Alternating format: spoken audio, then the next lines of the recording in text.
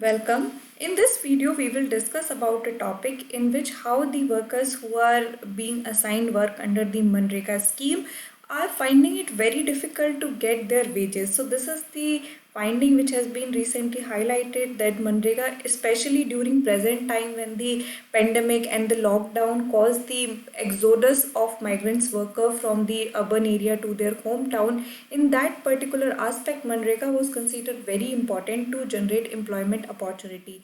And even during such a critical time, it is found that the wages that these workers are supposed to get, they are finding it difficult to avail it. So in this context, we will try to understand what is happening, what are the key findings of the report, as well as we will try to understand what is Mgnregs. So let's begin. According to a study, many rural workers dependent on the Mgnregs are forced to make multiple trips to the bank, adding travel costs and income losses, and face repeated rejections of payment, biometric error, and wrong information just to get their hand on the wages. So just try to understand the people who are already under dire situation and they have been employed or they have been provided work under the Mgnregs scheme, but still they are not able to get the money. So they have to go to the bank and they have to make multiple trips to the bank to be able to get their wages. So the travel cost or that will cause the income loss. Apart from that, even when they reach over there, they are like a request is rejected on the basis of like at times biometrics issue, there are other technical issues, so that they're not able to get their wages. The study found that almost 40% of the workers must make multiple trips of the bank branch to withdraw their money. So this is a huge number, like 40% are not getting their wages in the first instance. They have to go ahead and go to bank multiple times in order to get their wages. Now let's try to understand some other findings also. So the study found that 1 in 10 workers get an SMS that their wages have been credited, which means that only one person out of 10 is being notified that their wages are being credited, which means 9 do not get any kind of message, which means they have to like visit the bank to check whether their wages have been credited in their account or not.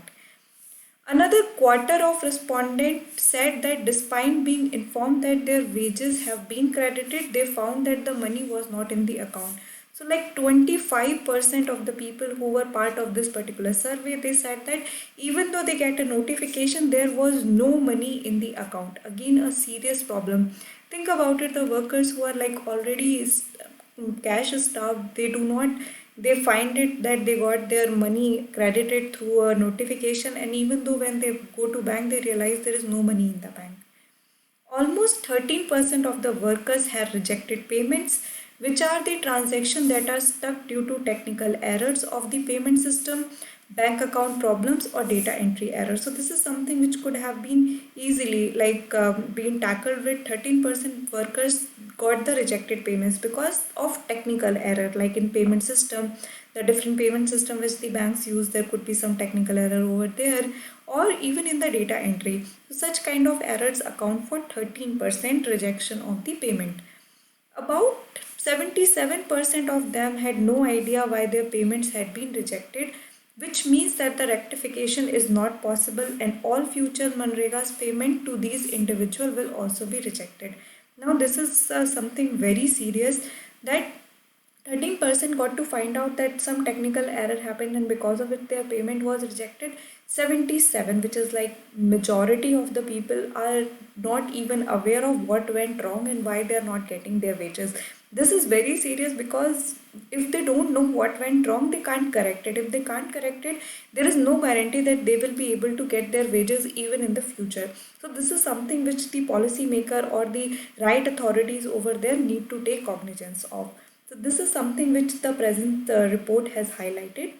Now let's try to understand more about the Mgnregs Act. So the Mahatma Gandhi National Rural Employment Guarantee Act, or the Mgnregs, is an Indian labor law and social security measure that aims to guarantee the right to work. This act was passed in the September 2005. So in 2005, this particular act came into picture. The whole idea was to give right to work. So there is like no free arms, but the person would be provided with an opportunity to earn their livelihood. So it was the right to work, which is the major component this act tried to satisfy. It aims to enhance livelihood security in rural areas by providing at least 100 days of wage employment in a financial year to every household whose adult members volunteer to do unskilled manual work. So, what kind of work is targeted over here is unskilled manual work. So, like digging up of your pumping and creating roads and such kind of unskilled manual work would be included under the ambit of Mgnrega, and like it guarantees that 100 days of work would be provided to every household for any adult who is seeking for it. It covers all districts of India except the ones with 100% urban population. So another thing to remember over here is it is actually targeting the rural areas. It is not for urban areas. Mgnrega is to be implemented mainly by Gram Panchayat. Now this is also very important that this act actually leads to decentralization, to empowering the Gram Panchayat for the implementation instead of the any other authority. So it debar the involvement of any type of contractor. Apart from providing economic security and creating rural asset, Mgnrega can help in protecting environment, empowering rural women, reducing rural-urban migration, and fostering social equity, among others. So these are the what you can call as the multiplier effect of this particular act, that not only the social security or the boost in the rural economy, apart from that it is also meant to empower women because they will also get employment over there. It will be more environment friendly. It will be reducing the migration and through it the burden of population on the urban cities, and also increasing the social equity. So these were supposed to be the ripple effect of this particular act. Now the other things that you need to know is how this particular thing came into picture, how the Mgnrega was designed or on what basis. So in 1991, PV Narasimha Rao proposed a pilot scheme for generating employment in rural areas with the following goals. Employment generation for agricultural labor during the lean season. So we know that the agriculture in India is have what we call as the disguised employment. So it has the disguised unemployment, which means that the more number of people are employed in the particular field than the requirement. So to tackle with this, in 1991 itself a pilot scheme was proposed by then Prime Minister of India PV Narasimha Rao. He talked that employment generation could be targeted for agriculture labor. Then for infrastructure development, that not only they will be able to get employment, there will be creation of assets also. This will eventually lead to enhanced food security because you are providing them with employment. So it will eventually, that money will go into buying food and it will enhance the food security overall. This scheme was called Employment Assurance Scheme, EAS, which later evolved into the Mgnrega after the merger with the Food for Work program in the early 2000s. So this is how the Mgnrega was actually came into picture. Now let's try to understand the features of Mgnrega. So it gives significant amount of control to the Gram Panchayat. So as mentioned earlier, this goes with the bottom to top approach. More decentralization, people who are like closest to the work will be the one who will be managing it. So it will manage the public works, strengthening Panchayati Raj institution, which India adopted, like these are constitutional institution formed under after the 73rd Constitutional Amendment Act. So this again is strengthen the Panchayati Raj institution. Gram Sabhas are free to accept or reject recommendation from the immediate and district panchayat. So this is also, which means that they have a lot of power to actually manage the assets in their area. It incorporates accountability in its operational guidelines and ensures compliance and transparency at all levels. So in fact, recently management information system is also introduced in the Mgnrega to maintain the transparency into the system. So these are the basic feature of Mnrega.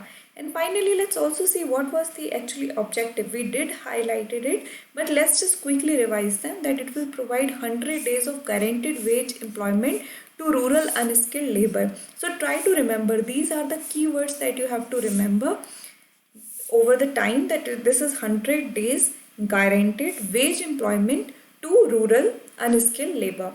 It will increase the economic security. Overall, it will give boost to rural economy, and obviously it will help in decreasing the migration of labor from rural to urban areas, which will eventually help in decongesting the urban areas, or even tackling with the other problem related to the migration. So these are the objectives through which Mnrega was designed. It was able to do a lot of things, but recently a report has highlighted that the wages, the people are not able to get their wages on time, and this is something the policymakers should need to recognize, and to find out ways through which the wages could be credited to the account of the people who have worked under the Mnrega. So I hope you have understood this video. If you have any doubt, feel free to drop a comment. Thank you.